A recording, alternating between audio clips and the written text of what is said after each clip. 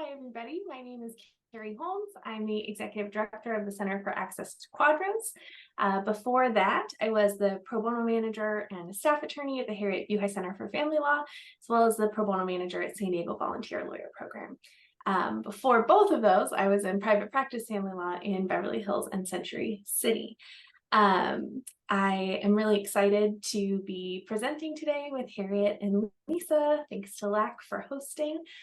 In my current role, I'm working with a lot of the clients served by legal service organizations across the state of California to help protect their financial futures.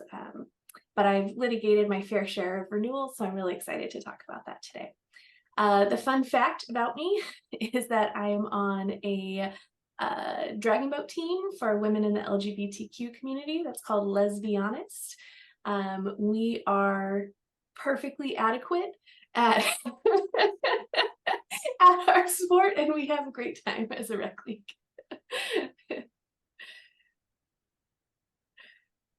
Next slide. Hello, welcome everyone. Thanks to LAAC for hosting. I'm Harriet Fischer, staff attorney at the California Women's Law Center, where we work to create a more just and equitable society for women and girls. We do this through litigation, policy advocacy, and education, focusing on gender equity issues, including economic security, violence against women, women's health, and gender discrimination. Domestic violence disproportionately affects women in every area of their lives, so we hope today's presentation provides you with helpful tools to use in advocating for DV survivors. I'm very excited to be here with my colleagues, Lisa and Carrie. And my fun fact is that I'm a second career attorney who graduated from law school at the same time, same year my son graduated from high school, which happened to be just months after the pandemic began. So neither of us had a real graduation for us. And I was one of those lucky folks who got to experience the first ever online bar exam. I didn't know that, Harriet. Hi, everybody. I'm Lisa Smith-Szekely. I am a staff attorney at the Jenesse Center. The Jenesse Center is a domestic violence services organization. We provide free legal services, housing, case management services, domestic violence classes, therapists, and more. Prior to working at the Jenesse Center, where I started during the pandemic, I worked with Carrie at the Harriet Buhai Center for Family Law. As somebody who works as in-house counsel for a domestic violence shelter, litigating DV cases is like what I do all day. And then in the evenings and afternoons, I just moved to the East Coast, and the nature on the East Coast is very different from Los Angeles and Southern California. And so I've been spending a lot of time recently going outside and taking pictures of like a variety of mushrooms. And I'm thinking if the whole being a lawyer thing doesn't work out, I might have a second career as like a mushroom Instagram influencer. It's just something I'm thinking about. Perfect. Next slide. All right, so we're going to talk about, we're going to go through a couple of different parts of the presentation. If as things come up, if you have a question that like is impeding your ability to understand the next slides, like feel free to put it in the chat. We will try to monitor it as we present and answer. And then if there's anything that we don't get to, we will also obviously answer it in the Q&A at the end. Carrie and I historically have a little trouble staying on time, but Harriet is our designated wrangler today, and we're going to have time for Q&A at the end. We're speaking it into existence.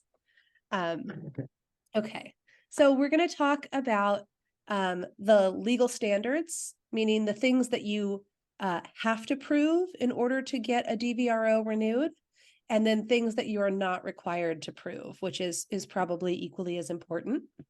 We're going to talk about the timing of your filing. Timing is very important, and if you miss your window, you can lose your ability to renew a restraining order, so it's an important part. We'll talk about the paperwork, service, and then the case itself, litigating it in the courtroom, and very brief discussion of what to do after your renewal is granted. Next slide.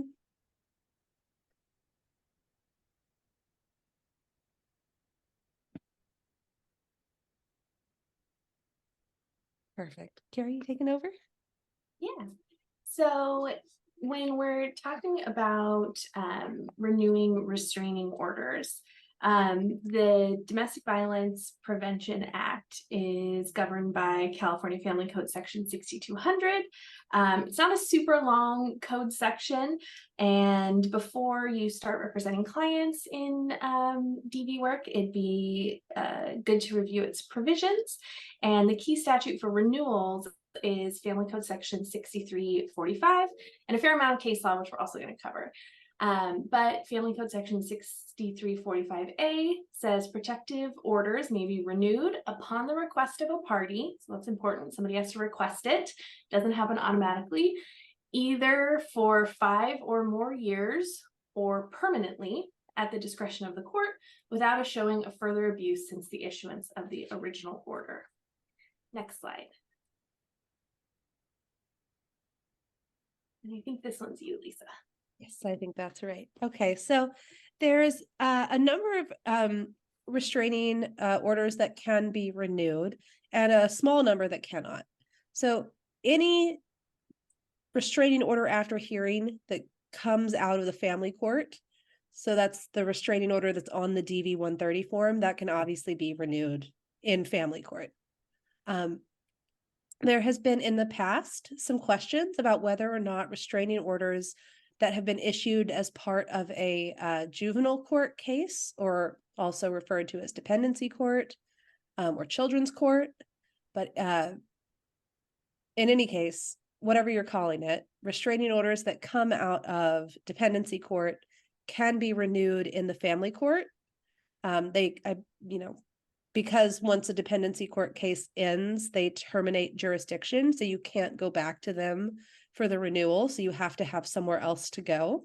So the family court is the place to go if you have a juvenile court restraining order. And there is specific case law authorizing the renewal of a juvenile court restraining order in a family court. And interestingly, Carrie and I actually, the Harriet Buhey Center for Family Law was the agency that was assisting Priscilla N of the Priscilla N case. And our colleague was the attorney who was in the renewal hearing that was ultimately improperly denied for lack of jurisdiction that formed the basis for the appeal. And then restraining orders that can't be renewed, it's just important to say, but orders issued by the criminal court, you can't file in family court to renew a criminal protective order or an emergency protective order. Next slide. Okay, so let's talk about kind of some of the basics of what we find in the case law about renewals, what the cases are teaching us about renewals. So the first and most important thing that I think we should be leading all of our P's and A's in arguments with about renewals is the fact that multiple cases say that courts should be broadly construing the DVPA to accomplish its purpose of preventing acts of domestic violence. That is one of the best arguments that we have as advocates for survivors of domestic violence when someone presents with a fact pattern that might not perfectly map on to all the previous case law. This is an area that's really ripe for making arguments about what's analogous in cases. And then a party is entitled to a renewal of their DVRO upon request if the request is not contested. So keep that in mind. We're going to talk about alternative service later in this presentation, but that can be a pretty powerful combo if you have to go forward with alternative service and the other party doesn't contest it or appear or file anything. Your client is fully entitled to a renewal of their DVRO just based on their request. So those are, I will say, with my pro bono hat on, renewals are awesome pro bono opportunities. Volunteer attorneys love them, especially a renewal where you don't think the restrained party is going to appear or contest it. The most perfect pro bono opportunity that I can think of. And then the burden that you have is that a protective order should be renewed if the court finds by a preponderance of the evidence that the protected party entertains a genuine and reasonable apprehension of future abuse. So the subjective fear alone is not sufficient. It is very clear in the case law, though, that imminent and present danger of abuse is not required, and the court does not have to find that it's more likely than not that future abuse will occur if the restraining order is not renewed. You just have to find that there is sufficient evidence to believe that your client's apprehension of future abuse is reasonable. Next slide.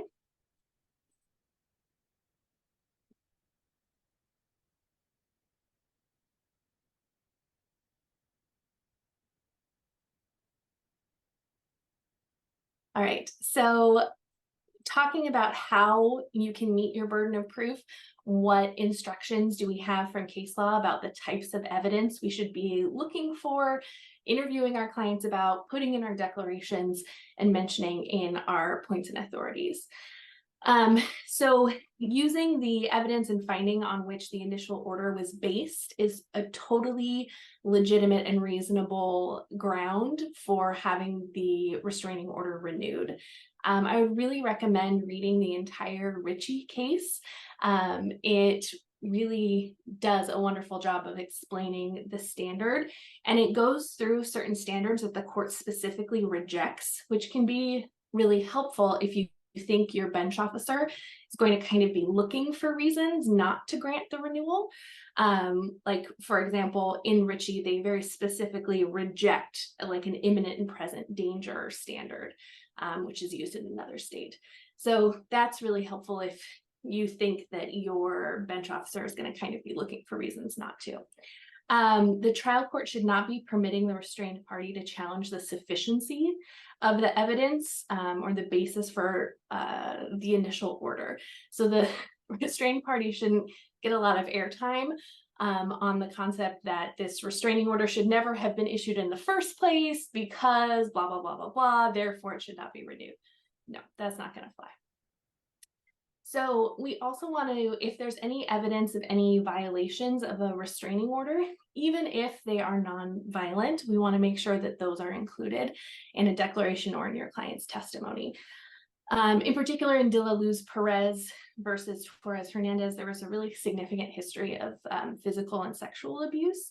And during the time that the initial RO was in place, the restrained party called her, told her to drop her child support requests, other calls, texts, those kinds of things.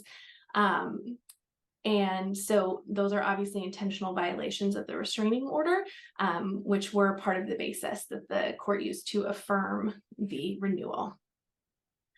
I think we're all familiar with and have had cases involving litigation abuse. Those are some of the toughest ones, I think, as the attorney to counsel your client through. Ashby is a really useful one in that regard. In that case, the restrained party violated a ton of custody orders. He created custody and financial disputes based on very little that the court found was really a pretext for harassment. He also, in particular, like, the protected party's father had been abusive, and it was very important to her that their children not be alone with him. And the restrained party like aligned himself with her abusive father and was like trying to get him involved in the litigation. And the court made a specific finding that his like non-compliance with, the court's custody and financial orders indicated he hadn't moved on from the power and control dynamic in their relationship. We also want to talk about any harassing, controlling, or manipulative behavior during shared parenting time. I really want to point out Jan F versus Natalie F, which is a pretty new case out of LA. It's not a renewal. It's an initial RO, but I think instructive.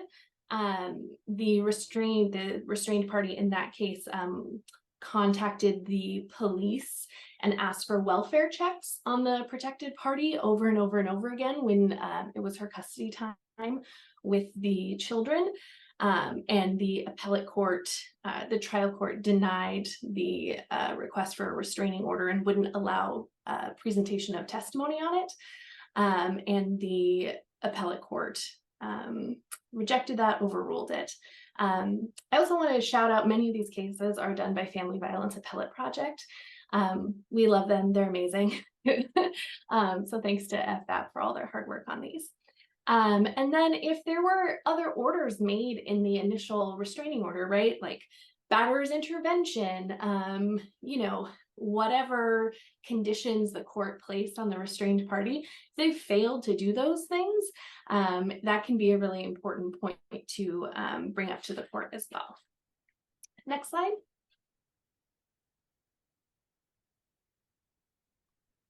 All right, so I think equally as important as the things that you need to do to meet your burden of proof are the things that you are not required to show to have your order renewed. Carrie's already touched on some of these, but there's no need to show an imminent or present danger. There's no need to show that the apprehension is of physical abuse. It is okay to show that the reasonable apprehension is of ongoing emotional abuse, ongoing verbal abuse. There's no obligation to show the possibility or a reasonable apprehension of future physical abuse. And then very importantly, while any evidence of a DVRO violation is extremely strong evidence supporting a renewal, you do not, in fact, have to show a violation of the DVRO.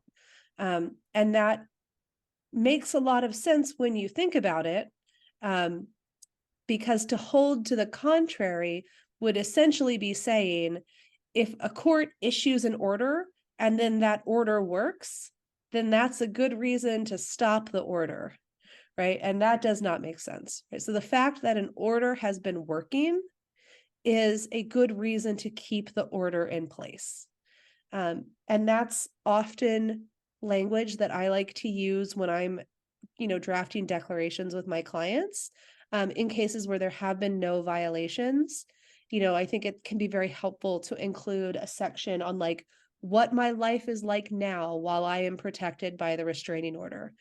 And then, I've had clients talk about like, free from the, control of the other party, I feel free to like get my hair done, which I never could do when I was with him because he thought that I was showing off for other men and blah, blah, blah. So things like that, I think, can be very compelling evidence for why the order is working and it should stay in effect. And again, just on the standard of proof, it's not a clear and convincing evidence standard. It's not a more likely than not. It's just reasonable apprehension. Yeah, next slide.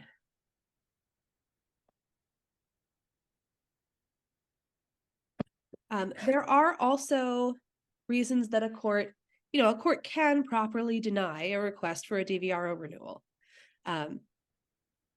One reason that a court might properly deny a request for a DVRO renewal is if there have been huge changes to the parties' lives such that there really isn't a reasonable apprehension of further abuse.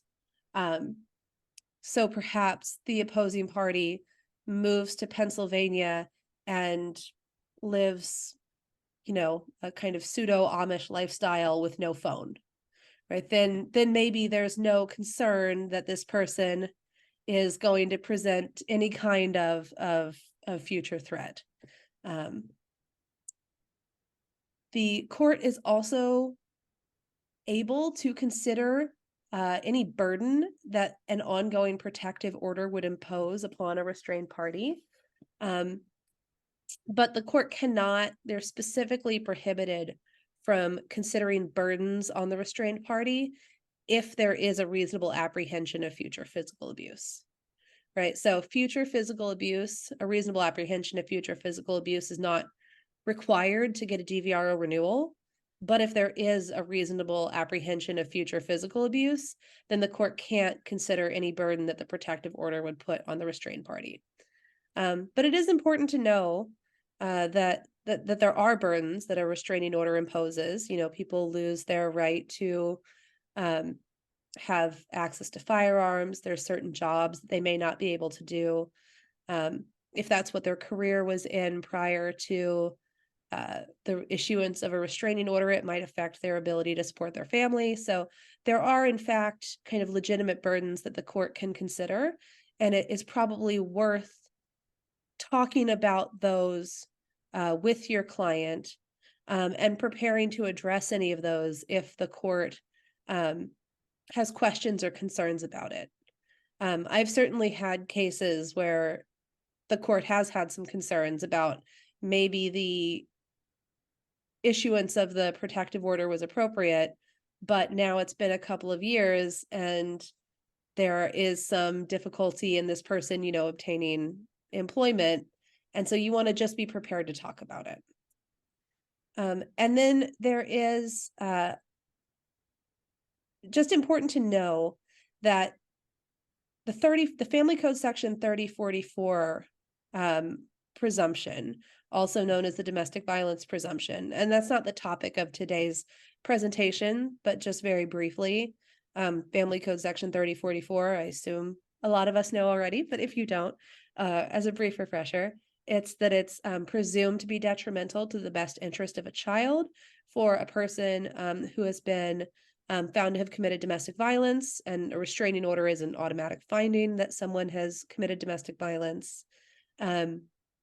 It's presumed that sole or joint legal or physical custody is detrimental to the children's best interest. 3044 is a rebuttable presumption. And so you may have cases where a restraining order was issued, the 3044 presumption was applied, and then later rebutted. And now you're seeking to renew the restraining order.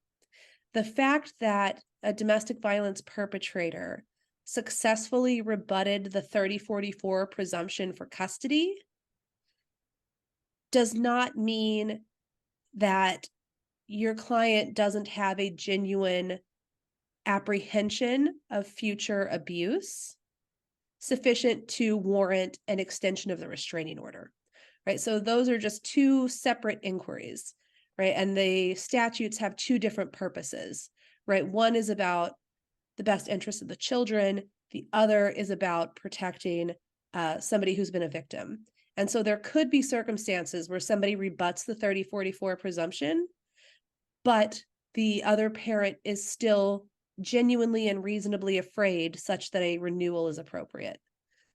So if that particular set of facts comes up in your case, there is case law on it.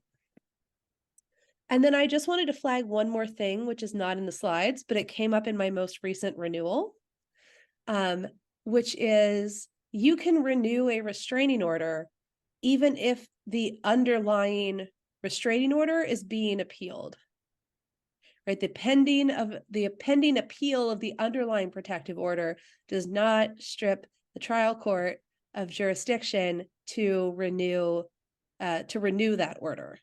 So important to know, there's a case that says exactly that. And in fact, like Carrie was talking about showing the lack of changed circumstances, it's somewhat helpful, I think, if somebody is appealing the underlying restraining order for the purposes of a renewal, you can really say, not only have circumstances not changed, they haven't taken any accountability. They, in fact, today still think that their conduct was not abusive. And so it can be a little bit of a plus for you. But you do need to be able to cite the case about being able to renew, even if the underlying DVRO is being appealed. Okay, next slide. All right, let's talk about when to file. I was really happy to get this slide because this is my favorite GIF in the presentation. It's really cute. Okay, so the earliest possible filing date is 3 months prior to the underlying restraining order's expiration. That's usually when clerks will start accepting a renewal application. And that's kind of the best practice, right? If you have a super long fam law case that's been going on for 8 million years and a renewal comes up, it's a good idea to kind of calendar that for maybe 4 months before, so you get it all kind of drafted and filed, and you can hopefully have the renewal hearing before the expiration. Very technically, the latest filing date is the actual date the underlying restraining order expires. Would not recommend kind of using that as your deadline. That's very scary. That freaks me out. And so our sort of thought about the actual last filing date would be probably about 2 days before the underlying RO expires, just because anything can happen, right? Your e-filing could get kicked back for a good reason or for not that good of a reason. If your client is filing on their own, right? If you're not of record, maybe your client that you helped with the paperwork is in pro per in the case, or just you need them to file it for whatever reason. Their car breaks down, if you miss the deadline, you're, as the slide says, SOL, which is the technical legal term, you are out of luck. Absolutely, totally out of luck if the restraining order expires. So it's super incredibly hugely important to keep that deadline in mind. Next slide. Okay, so let's talk about the kind of timeline of how a renewal case works. I'm going to go a little speedy here because shockingly, Lisa and I need to speed up. Okay, so the first step is to file the renewal anytime within, of course, 3 months of the expiration date, but not later. Later the same day that you file the renewal, the court is going to either set a date before the original order expires, or if the hearing date is after the expiration date, they're going to temporarily renew it until that hearing date. So the hearing doesn't have to happen before the expiration, just your filing of the renewal request has to happen before the expiration. Carrie? Oh yeah. I just wanted to say, I saw the question in the Q&A panel about, say your order expires before the hearing. Does filing the renewal automatically extend the DVRO? Yes, it does. Exactly. And the DV 710 will say that. Yeah. So after the court sets the date and either temporarily extends the restraining order, the other party has to be personally served or use alternate service. And then the other party might file a response, maybe, maybe not. You'll have the renewal hearing, usually set 21 days from the date of filing. As with other restraining order matters, the restrained party is legally entitled to 1 continuance if requested, but the court will again temporarily renew that original order so it continues until the full hearing date. And then you'll need to serve the renewal if the restrained party isn't present at the hearing. The court is either going to order that they be personally served or served using whatever same alternate service was used for the initial renewal request. Next slide. All right, so we are going to talk about pleadings. In your sample case file, you have all of these forms, so you can look at those at your leisure. The important 3 to 4 forms that you're going to be filing with any application to renew your DVRO is going to be the DV 700. That's the actual request. It's a 1-page form with some check boxes, and then you write C declaration. Right? Do not try to present your client's entire case in the single page judicial counsel form. Go ahead and take advantage and write a full declaration. The DV 700 info form is also, I believe, included in your materials, and it is a very helpful document prepared by the court that talks about the renewal process. It's actually something that I give to all of my clients when they receive a restraining order. I include the DV 700 info in their case closure packets. The next form is the DV 710. That's another very simple form. It is the notice of the hearing. And then the DV 730, you always want to fill out a proposed order for the court. Because if the court uses your proposed order, it can help avoid clerical errors and other issues in terms of names and descriptions and numbers not quite matching. That can make things harder on your client down the road. And then I always file a memorandum of points and authorities. There's a memorandum of points and authorities sample in your packet. Before you use that document, I would update it. It was written a few years ago, and there have been some helpful new cases since then, particularly the Ashby case about violations of non-DV court orders. So it would be worth it to tailor it and update as needed. And then we have included a sample DV 720. I almost never see them. I don't know if Carrie had the same experience in her practice, but because they're not required to be filed, oftentimes opposing parties will just show up at the hearing, which they're allowed to do. Additional pleadings that you might need to prepare.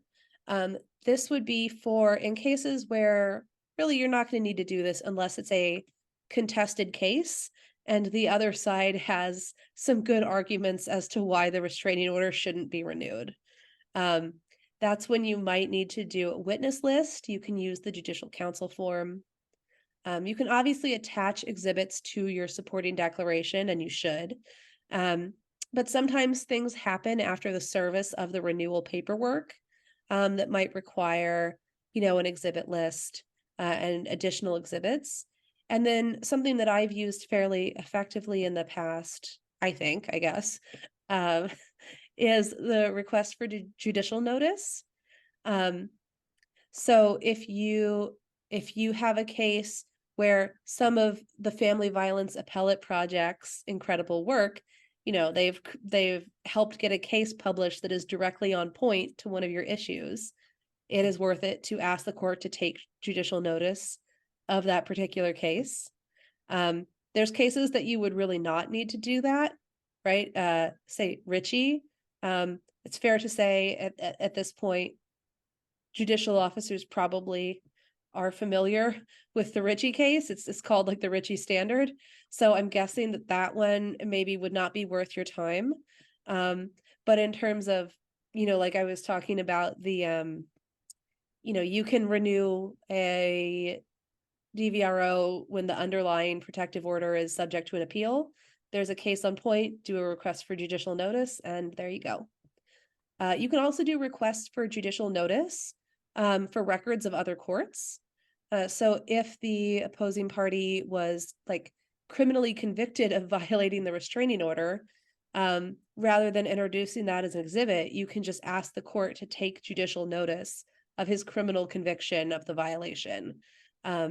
And then it's not really something that's subject to argument so much. Next slide. All right. So let's talk about how these get served. So just like an original DVRO, the request for renewal in general has to be personally served. in most cases, protected parties are likely going to use service with the sheriff's department or by a friend or family member. Both of those have the extreme benefit of being free. The friend or family member just has to be somebody who's over the age of 18 and is not a party to the case. Sometimes people have some confusion about how service works, so it can be really helpful to give that friend or family member the DV200 info, which talks about what personal service is and what it means. You know, you don't actually have to say you've been served and that kind of thing. Service via the sheriff's department can be really helpful. I will say the sheriff's department is going to go try and serve in most counties. I've seen like 2 or 3 times, and they're going to go when it works for their schedule, right? They got other things going on. So if there's like a time that the person is going to, be home and that's the best time to serve them, the sheriff is not going to like rearrange their whole schedule in order to serve this restraining order in most cases. So that might be a time to consider a private process server. I did use a private process server at one point for a case when I was still in legal services that was a renewal, and it was actually less expensive than I anticipated. It's certainly not accessible for every client or every organization, but it was not like, it wasn't like $500 or whatever, and they were able to get him served. But I will say that was before the passage of the alternate service, so I may not have been quite as motivated now to go that extra length and hire the private process server. Next slide. Okay, so let's talk about alternate service. Okay, so someone has asked in the chat about alternate service and about filing a due diligence declaration to do it. You have to, in my opinion, file something indicating that you have made efforts. So the code section about alternate service specifically provides that the court can only order it after a diligent effort has been made. So, reaching out to friends and family, doing internet searches, contacting an employer, contacting former roommates, if you have access to LexisNexis or something like that, doing a search on there, seeing if you can get an address, doing as much as possible to try and locate the person so that the court feels a diligent effort has in fact been made. And then it's not sufficient that you cannot find this person. There has to be some reason to believe that the person is evading service, right? So they're home, they're not you saw them drive up and get in their house, they're not answering the door. They had up and move when you try and get someone to go serve, they quit their job. There has to be some kind of evidence that they've evaded service. And you have to get the court's permission. So you can't just serve it in an alternate way and be like, okay, great, we're good. No, the court has to grant you permission to do that. And you have to show your diligent effort and a reason to believe that there's service evasion. And then you can serve in kind of lots of different ways. You can serve by publication. Publication for low-income persons who can't afford publication is called posting, which is literally just like they hang up the renewal request at the courthouse for a while, for 30 days. Serve it by mail, email. I've seen Facebook Messenger, Instagram DM. I don't know if you can Snapchat documents. I'm like too old to know that, but some other means that's sort of designed to give the other person notice. Next slide.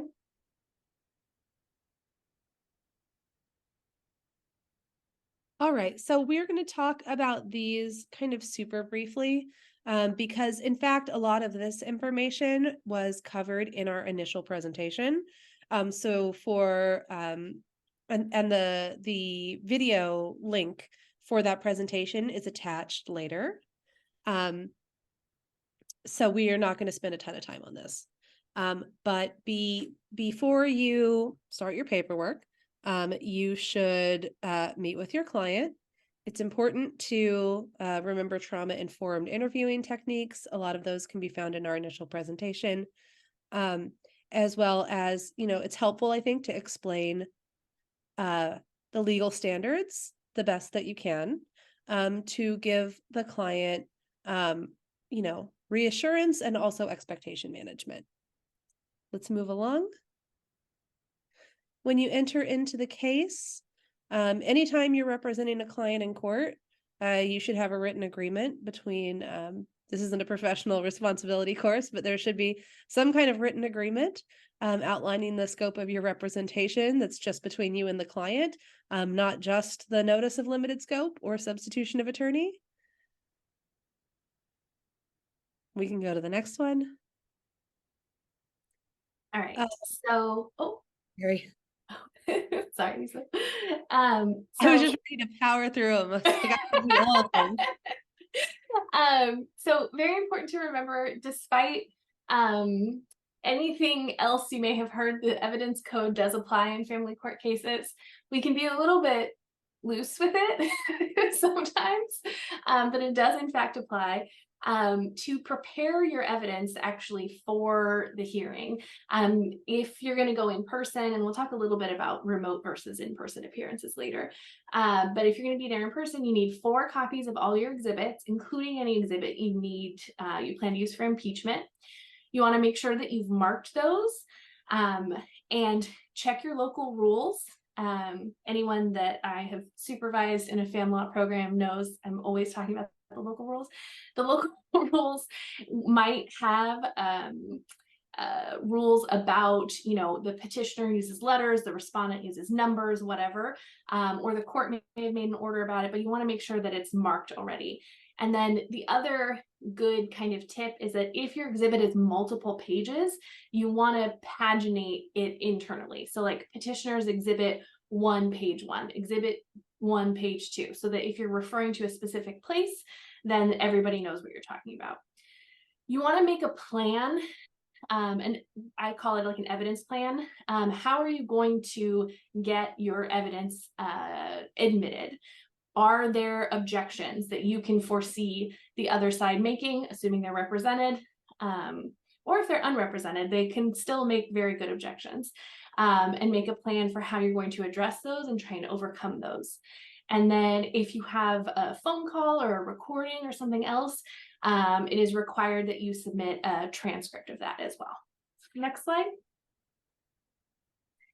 Okay, so again, local rules. It's super embarrassing to have a really key piece of evidence that you really need to be admitted, and you can't get it in because you forgot to comply with some local rule. All the local rules for all the county courts that I can think of are all online. You can look at them. The family law section is not super long. You want to check family law and trial court sections. And definitely also take a look at the California rules of court surrounding domestic violence and family court. Next slide. All right, so again, we're going to power through these quickly because we actually do want to have Q&A today. And a lot of this can be viewed on our initial presentation video. So in terms of renewals, deciding whether or not to appear remotely. Renewals are a little bit easier than the initial proceeding to appear remotely. A lot of your evidence may already be attached as exhibits to your filings. And, having your client not be in the room with the opposing party can be very helpful. It's also, if you know that you're going to be requesting alternative service, and I've seen some questions about that in the chat and in the Q&A, so we'll get to those. But if you know that essentially this is going to be a continued hearing for you to ask for alternative service, then, a remote appearance can really save everybody a lot of time. But it's something that you have to talk about with your client. Everybody has different preferences and technological options available to them. Next slide. So you might not have a clear opportunity to make an opening statement. If you would like to make one, you can ask, Your Honor, I have a very short opening statement I would like to make. You want to keep it super brief, especially if you're on like a short, regular calendar with everyone else. So brief, super brief. And all you're doing there is setting the court's expectations for what they will or won't see in your case. But it does not have to be this long Atticus Finch type of deal. Make it very brief. Here's what I'm going to present, and then launch right into it. Next slide. All right. It was a big subject of controversy at our initial presentation that I've never watched My Cousin Vinny. And just as an update, I still have not. So when you are taking testimony from your client, this is very easy to prepare for in advance of the hearing. You structure your testimony based on the evidence that you want to present. And, when you're taking testimony in a renewal proceeding, you really want to focus on two things. Is your client still afraid? And what is the basis for that fear? And if your questions start veering too far off of why is your client still afraid and what is their basis for that fear, then you may be losing your judicial officer a little bit.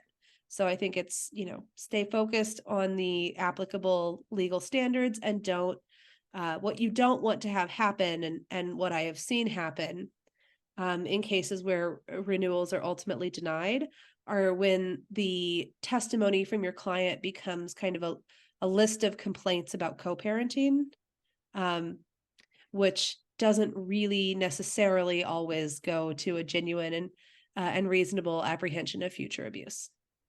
Next slide. Okay. I believe this is a picture of Lisa's cat, Tiny. Is that right? It is not. It just looks like him. It looks exactly like Lisa's cat. Okay, so introducing evidence, a good kind of shorthand way to remember how to do that is meow, M-I-A-O. You want to mark your evidence. Your Honor, I have here Petitioner's Exhibit 1. Identify what it is, which is a text message received from my client. You examine your client, authenticate that, authenticate the screenshot, and then very importantly, offer it into evidence. Sometimes we get so caught up in asking the right questions of our client to authenticate it and lay the foundation for it that we forget then to say, Your Honor, I offer Petitioner's Exhibit 1 into evidence.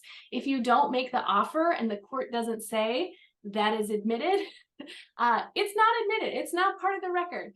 Our appellate friends get very upset about this because sometimes in the heat of the trial court, you lose track. So I sort of create a little sheet for myself that has MIAO, and I try. It can be hard to make sure that I've checked everything off, especially before you're going to do your closing. Maybe just take a second and look through and make sure you've offered everything into evidence. Sometimes the court will help you with this. If you forget, they'll say, would you like that admitted? Oh, yes, I sure would, Your Honor. But that offering is really important. Next slide. Oh, wait, I just wanted to give one tiny quick practice. Well, this is my slide anyway. So I just wanted what I do to make sure that I don't miss one of those steps is I have an exhibit list just for myself that has MIAO in a little grid. And as I move through each exhibit, I check the box. And then ultimately there's a big box at the end that says entered. And once I check it off, then I know I can move on to my next exhibit. So that helps me keep things straight when I have a case with a lot of evidence. Common types of evidence in renewal cases is very similar to common types of evidence in underlying DVROs. So see that for more detail. But if there are reports of violations, it's worth it to try to get it in. It's a hearsay issue. Photographs, very helpful. Text messages will usually come in if they come from the other party. Videos, voicemails, like Carrie said, you have to follow the rules of evidence. The evidence code does apply in family court. And if you're going to play a recording, you do need a transcript. That's very easy to prepare in advance. And it's It's unfortunate when you can't get something in because you didn't take a couple of minutes to transcribe the voicemail. It's also important, and this comes up a lot actually in some of my cases. If the recording is in a different language, right? If the voicemail is in Spanish, not only do you need a transcript, but you need a translation, and it needs to be signed by somebody who translated it. The court-provided Spanish language interpreter cannot interpret your exhibits for you. Next slide. Right. If you have an opportunity to examine the other party, there are a couple of things to think about. Do you want to call the opposing party under Evidence Code 776 and get to do your cross-examination first? That can be really useful in terms of, you know, kind of throwing them off their game a little bit and making your case first before they get to give their own testimony. I will say it's not always necessary to examine the other party, to cross-examine the other party. If they're just going to be like, nope, your client's lying, what you haven't really helped the court very much in terms of making a decision. So it's a perfectly reasonable strategic choice not to cross-examine the other party. But especially if, you know, the other party likes to hear themselves talk, it can be it can make your whole case for you, which is really I think it can be really validating for your client, for the other party to kind of launch into some kind of monologue or something, and the court to sort of realize what was going on in that relationship. And then you can object to the other party's testimony. The only thing is, if they're self-represented, you don't want to get too wild with making objections to every other sentence. The court is going to get upset with you. If there's something that's like really out of pocket, that you might want to object to, but try and you don't have to object to every single hearsay issue in the other party's testimony. All right, next slide. Listen, it's important to tell your client that they are likely to have to sit in court or sit on video and listen to the other side say things that aren't true. And the most important thing is to just make sure to help your client not do anything to hurt their own case. Next slide. So this is our slide where we really want to talk about knowing your bench officer.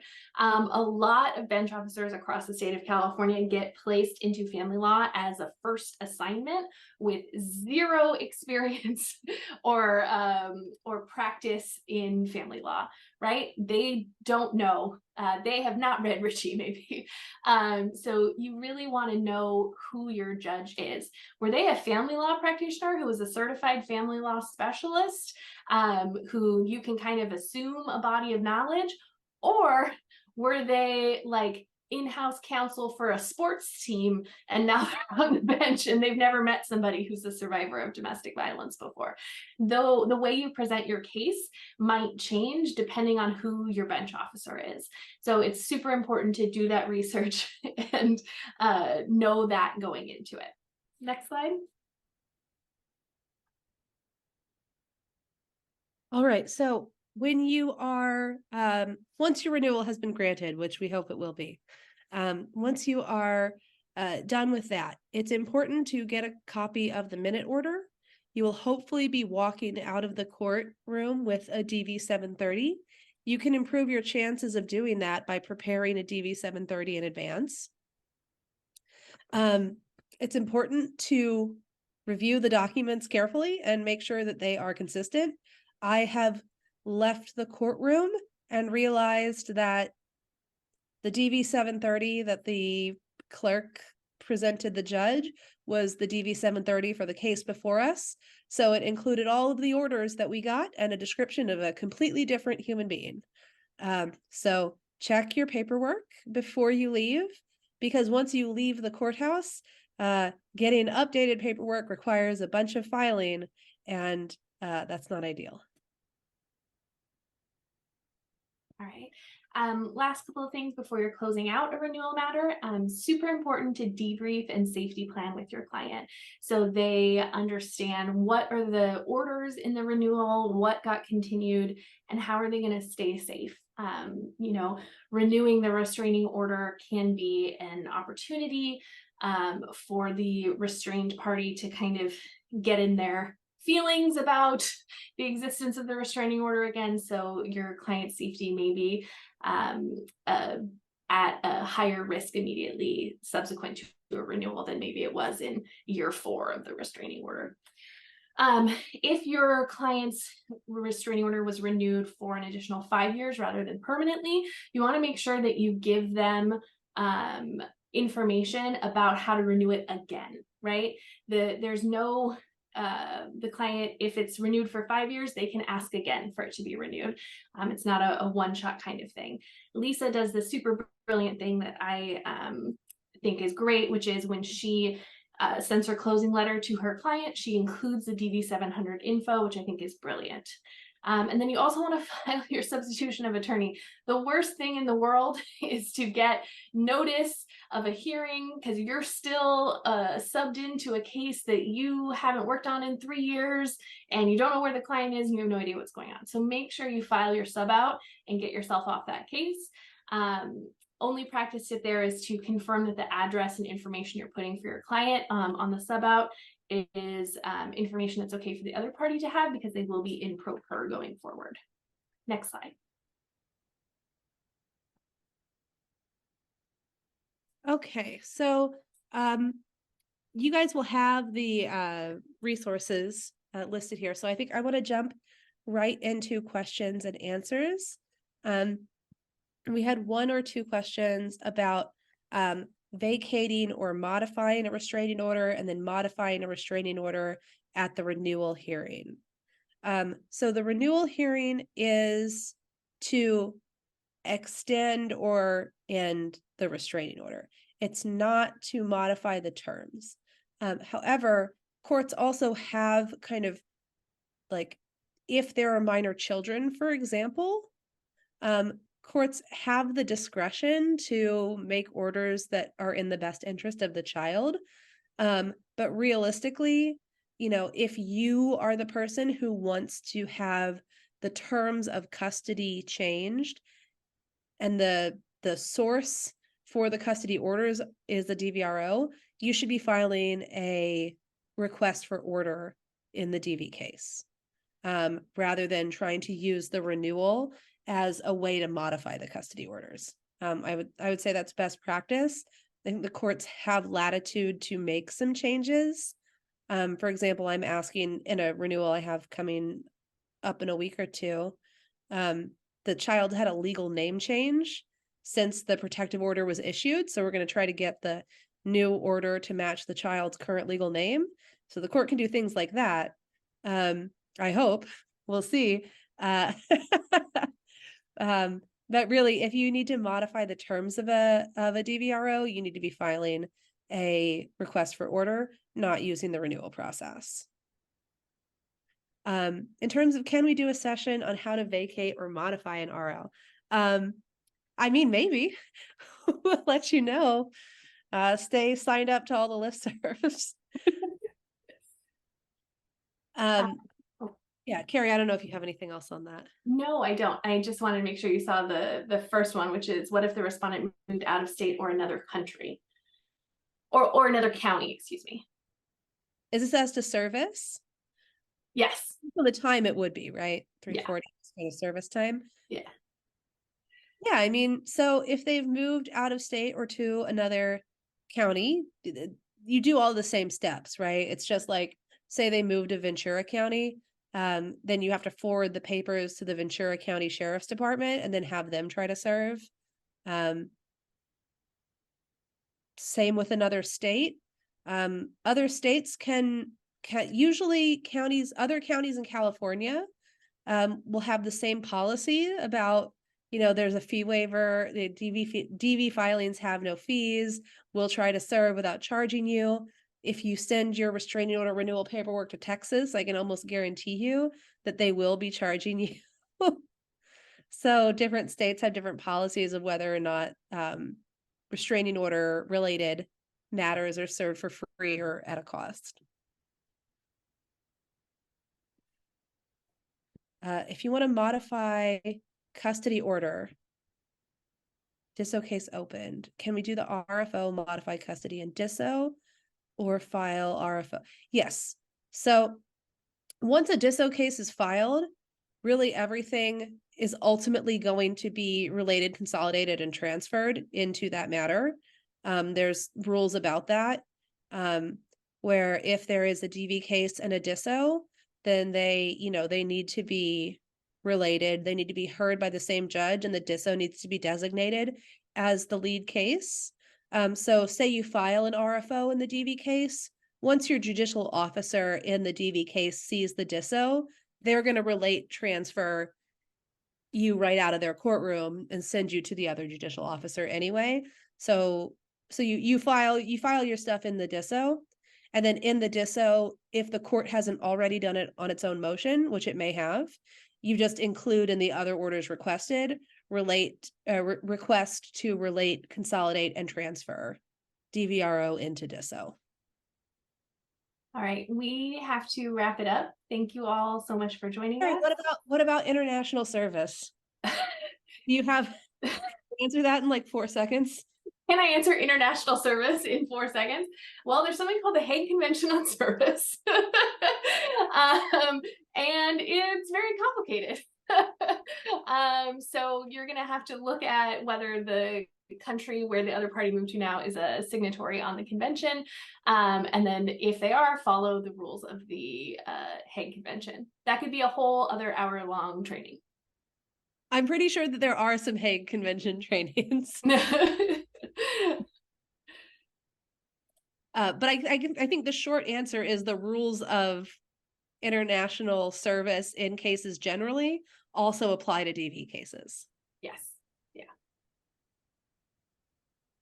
And hey, we'll keep you posted about upcoming trainings. Maybe it'll be about vacating an RO. I don't know.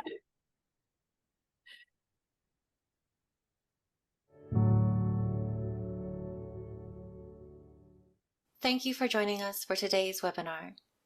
This webinar was hosted by the Legal Aid Association of California, also known as LAAC. We are the membership organization for California's civil legal aid nonprofits. Our job is to advocate in the legislature, in the courts, and with the State Bar of California on behalf of the community of nonprofits that serve low-income Californians. In addition to our online and in-person trainings, LAAC provides coordination and advocacy for increased funding to support organizations like yours. Thank you.